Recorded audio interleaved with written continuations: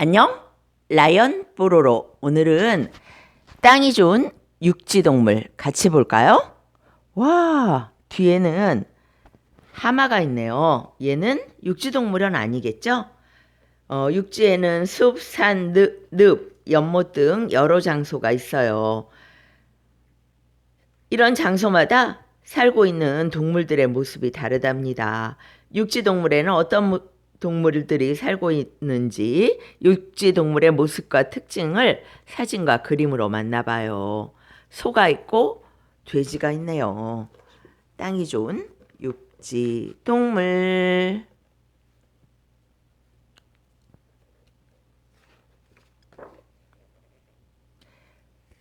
포유류네요. 육지동물 중에서도. 토실토실 돼지 냠냠 꿀꿀. 돼지는 하루 종일 이것저것 잘 먹어요. 풀이나 열매 무엇이든 잘 먹는답니다. 아, 배고파. 들판에 나가 풀과 나무 열매도 냠냠. 숲속에서 새 알이나 곤충도 냠냠. 몸이 뚱뚱하고 다리가 짧은 돼지. 몸에는 뻣뻣하고 짧은 털이 나 있죠? 어린 돼지가 사람이 준 사료를 먹고 있네요. 농장에서는 음식 찌꺼기나 곡식 등을 먹여서 길러요. 물론 사료가 제일 많죠. 돼지 꼬리는 짧고 끝부분이 돌돌 말려 있죠? 돼지 코는 납작하고 동그란 모양이에요. 콧구멍이 위로 들려 있어서 잘 보인답니다. 아기 돼지가 태어났어요. 돼지는 봄이나 가을에 짝짓기해요. 그 뒤로 114일 지나면 엄마 돼지는 아기 돼지를 10마리 정도 낳아요. 114일, 3, 4, 12. 4개월 정도 임신 기간인가요? 갓 태어난 돼지의 몸무게는 1kg. 아, 정말 작네요. 아기 돼지는 한두 달 동안 엄마 돼지의 젖을 먹으며 무럭무럭 자라요. 10달 정도 지나면 어른 돼지만큼 자라요. 와. 조금 자란 아기 돼지들이 풀밭에 모여 있어요. 엄마 돼지의 젖 말고 다른 먹이도 먹을 수 있답니다. 다음은 소예요. 아낌없이 주죠. 소는 사람에게 없어서는 안 될 소중한 가축이랍니다. 소는 주로 옛날에는 사람의 농사일을 도와주었고 지금은 고기와 우유를 주는 고마운 동물이죠. 소는 가끔 입을 우물우물 해요. 삼켰던 먹이를 토해내서 다시 씹는 되새김질이죠. 소가 짐수레를 끌고 있네요. 옛부터 소는 무거운 짐을 운반하고 논 밭을 갈 때 사용되었어요. 소의 눈은 아주 크고 동그랗죠. 뿔 아래 양쪽에 눈이 있어요. 소는 몸집이 크고 힘도 세요. 몸빛은 갈색, 황갈색, 검은색 다양하죠. 젖소의 젖을 짜고 있네요. 이 젖이 우유 공장으로 보내져 살균 처리되고 우리가 마시는 우유가 된답니다. 목장의 넓은 풀밭에서 젖소들이 한가하게 풀을 뜯고 있네요. 앞니로 풀을 뜯고 어금니로 풀을 갈아 으깬답니다. 음메 송아지예요. 엄마 소가 귀여운 송아지를 낳았죠. 많이 먹고 잘 자라라. 엄마 소는 젖을 먹이며 송아지를 기르다가 조금 자라면 함께 나가 풀 뜯는 방법을 알려주어요. 엄마, 풀이 맛있어요. 송아지는 아직 위가 발달되지 않았죠. 그래서 엄마 소의 젖을 먹다가 차차 풀을 뜯기 시작해요. 5달 동안 엄마 소의 젖을 먹는답니다. 소는 왜 되새김질을 할까요? 초식동물은 육식동물로부터 위협을 받아요. 그래서 한꺼번에 풀을 많이 뜯어먹고 안전한 곳으로 이동해서 천천히 소화시키기 위해 되새김질을 하는 거예요. 엄마 소가 갓 태어난 송아지의 젖은 몸을 핥아주고 있네요.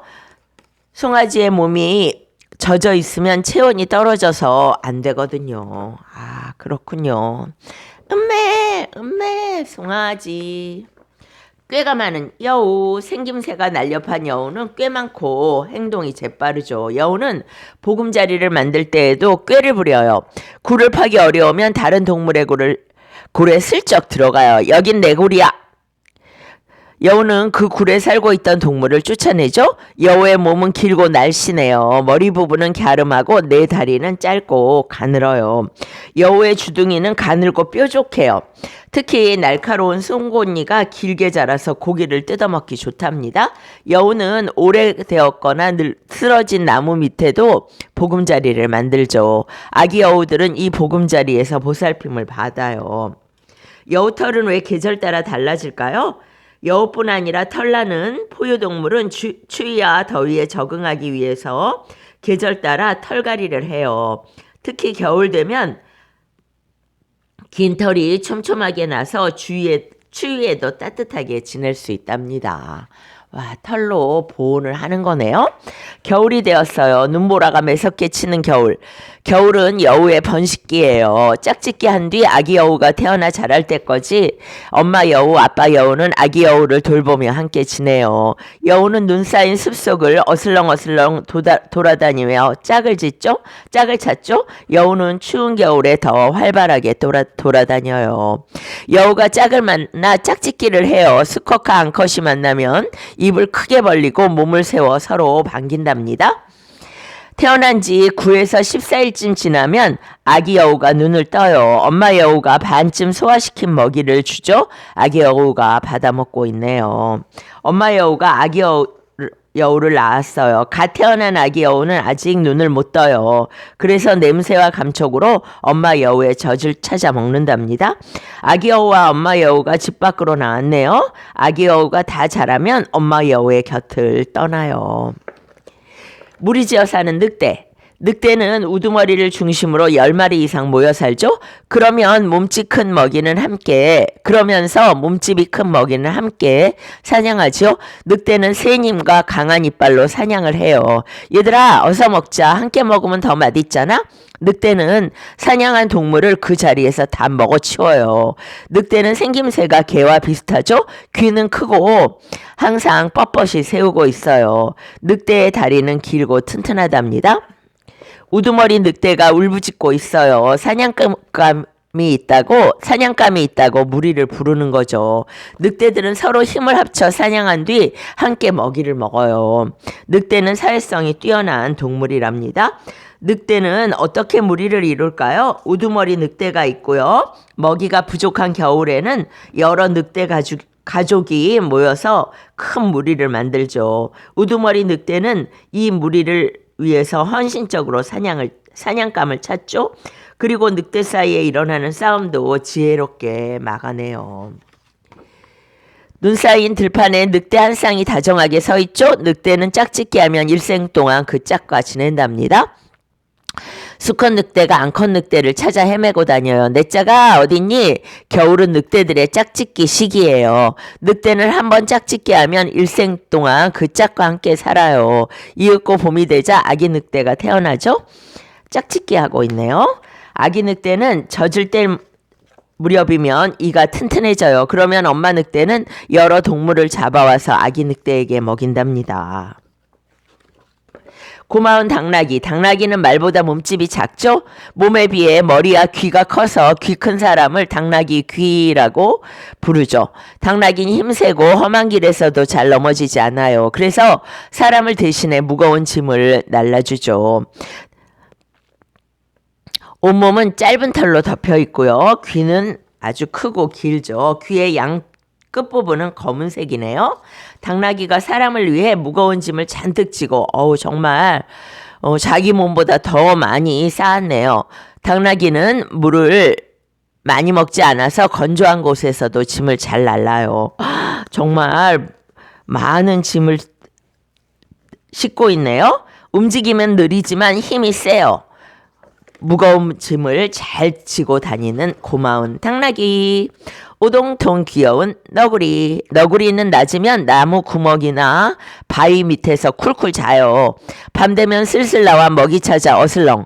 벌레를 잡아먹거나 나무에 올라가 열매를 따먹죠. 북슬북슬한 털로 둘러싸인 통통한 몸에 비해 다리가 짧아서 빨리 달리지는 못해요. 11월 중순부터 3월 초순까지. 그러면 몇 달이에요? 넉 달? 1년에 3분의 1은 잠을 자네요. 겨울잠을 잡니다. 3월이면 아기 너구리가 태어나요. 아기 너구리가 나무 위에 옹기종기 모여 있네요. 너구리는 낮이면 나무 구멍이나 바위 밑에서 쿨쿨, 밤 되면 슬슬 나와 먹이 찾아 어슬렁, 벌레 잡아먹거나 나무에 올라가 열매 따먹죠.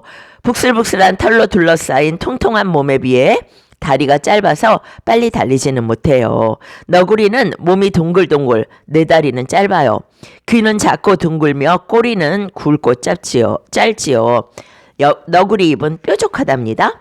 달리기 선수 치타, 드넓은 초원을 날쌔게 달려가는 동물, 얼룩말을 쫓아 무서운 속도로 휙휙, 황갈색 몸에 검은색 전문이 바로 치타. 달리는 속도가 무척 빨라서 치타를 앞지를 동물이 없어요. 몸이 길고 아주 날씬하죠? 몸에 전무늬가 있고요. 머리는 역삼각형 모양이에요. 얼굴 가운데에는 검은 줄무늬가 있네요. 이것을 누상선이라고 불러요. 치타가 먼지를 일으키며 도망가는 얼룩말을 쫓아가고 있네요. 치타가 도망가는 영양을 쫓아가 덮치려고 해요. 치타는 영양과 같은 초식 동물을 먹고 사는 육식 동물이랍니다. 치타는 사냥법을 어떻게 배울까요? 치타는 태어난 지 서너 달 지나면 형제 치타끼리 장난치면서 조금씩 사냥법을 배우죠. 그리고 점점 밖으로 나가 엄마 치타에게 작은 동물을 사냥하는 법을 배우죠. 2살쯤 되면 혼자 사냥할 수 있답니다. 입이 큰 하마. 이것도 육지동물이었네요. 물속 동물이 아니고요. 햇볕이 쨍쨍 내리쬐는 날 하마가 물속에 몸을 담그고 있네요. 귀와 눈, 코만 내놓고 숨을 쉬고 있어요. 하루 종일 물속에 있는 하마는 땅을 짚고 헤엄을 잘 친답니다. 하마가 입을 크게 벌리고 있죠. 입속 송곳니가 굉장히 길고 뾰족해요. 하마는 물속으로 들어가면 콧구멍이 닫혀서 5에서 20분 동안 잠수한대요. 그래서 육지동물이군요. 하마가 물속에서 귀, 눈, 코만 내놓고 있어요. 하마는 물속에 있는 것을 좋아합니다. 물을 좋아하는 육지동물이군요. 코뿔소, 뿔이 있죠?